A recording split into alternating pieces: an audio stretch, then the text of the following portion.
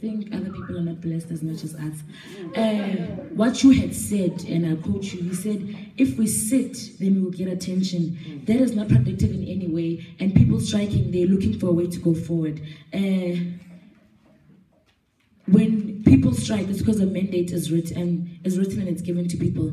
How many months does it take for them to read that document? Does it mean that they have, the reason why people strike is because they get attention immediately after that, and there's much more work that will be done, and that means it's efficient for the country. Because that way, if they strike today, tomorrow they get results, or sooner than expected, because our government will take 6 months to read a simple document.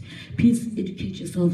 Obakeng, this is to you. Please don't insult our intelligence. We are very intelligent.